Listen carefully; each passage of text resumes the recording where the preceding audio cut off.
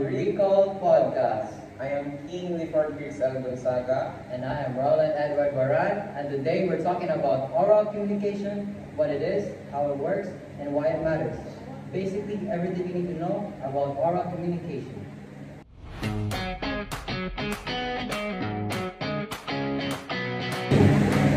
So first things first, what really is communication, Roland? So basically, communication is the process of sharing ideas, feelings, or information with others. Now, for communication to actually work, it has some key elements. Right. It all starts with a source, the person who creates the message. The message itself is the idea being shared, and the channel is the way it's delivered, like face-to-face or through a call. Then we have the receiver, the person who gets the message and their feedback, which shows if they understood or not. But it doesn't just stop there. The environment is the setting, the context is the reason or situation where communication and interference is anything that gets in the way. And all of these elements work together. If one fails, the whole process can break down. That's where the models of communication come in. They show how these elements interact. The linear model is simple. The source sends a message through a channel, the receiver gets it, and that's it, like hearing a school announcement. The interactive model adds feedback, so the receiver can respond. Think of Q&A in class. You ask, I answer.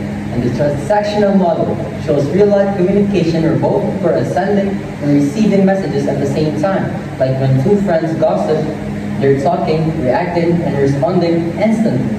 And of course, there are also different forms of communication, like verbal communication, which refers to written or oral form of communicating. Another one is non-verbal communication, which includes gestures, eye contact, and facial expressions. But let's be honest, communication doesn't always go smoothly. True, it breaks down when there's noise, like background chatter, interference like bad internet, or even strong emotions that affect how we send or receive messages. Knowing these barriers help us figure out where the things go wrong and how to fix them. Speaking of challenges, one big one is communication apprehension, that fear of speaking in front of others. I think we've all felt that way before. Your hands get sweaty, your voice shakes, but it's normal. With practice and confidence, you can actually overcome it. And that's part of communication. Communication strengthening, build skills, listening better, and adapting in different situations. The stronger our communication, the better we connect, solve problems, and build trust with others. Now, in today's world, it's impossible to talk about communication without mentioning culture. Exactly. Now let's start with intercultural communication.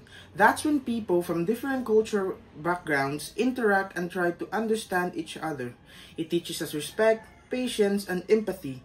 Then there's cross-cultural communication, which compares how people from different cultures communicate. For example, how a greeting in Japan is a bow, while in the Philippines it's a handshake or a smile.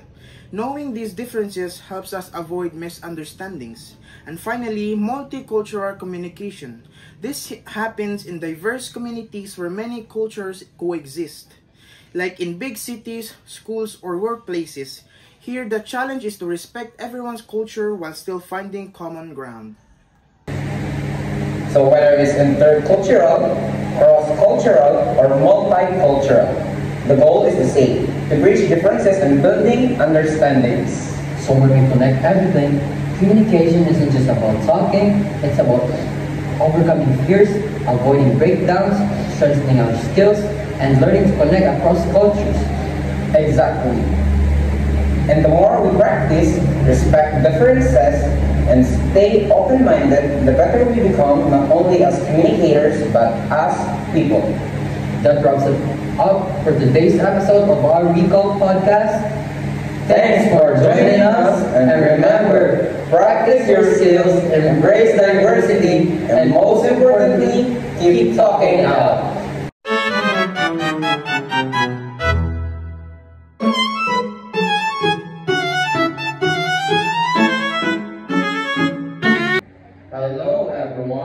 Welcome to the episode 2 of our Recall podcast.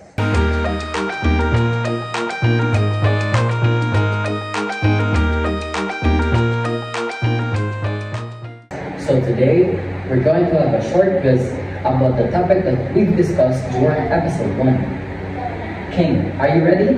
I'm ready, my friend.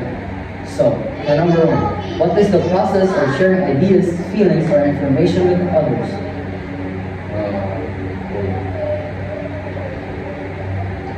Communication. You're correct. Thank you. So, Ron, here's the second question. In the communication process, who creates the message? The source. That's correct. Number 3, which element refers to the idea being shared? The message. Correct. So, next question is, which model of communication is the simplest in one way? It is the linear model. Correct. 5, a Q&A session in class best shows what model of communication? Interactive model of communication. Correct. So, next question is, two friends gossiping is an example of what communication model? Transactional model. That's correct. What type of communication uses words, either spoken or written? Verbal. Correct. Next question is, which type of communication includes gestures, eye contact, and facial expressions? Non-verbal. That's correct. So, background noise, weak internet, or emotional stress are examples of?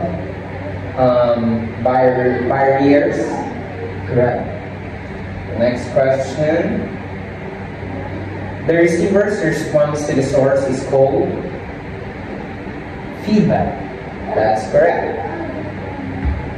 Which cultural communication happens when people from different cultures interact directly? Intercultural. Correct. Next question. Comparing how greetings differ between Japan and the Philippines shows? Cross-cultural communication. That's correct. Next question, please. Next question. What cultural communication occurs when communicating with many cultures living together? Multicultural. Correct. Next question is, fear of speaking in front of others is called? Communication apprehension. That's correct. Which element refers to the reason or situation for communication? Context. That's correct. Here's the part 2, identification. The first question is, the physical or social setting where communication takes place? That is the environment. That's correct. Anything that gets in the way of communication. Interference or noise? Correct. Next question. The main purpose of communication? Is to share or understand ideas, feelings, or information. That's correct. A bow in Japan or a handshake in the Philippines are examples of? Receiver.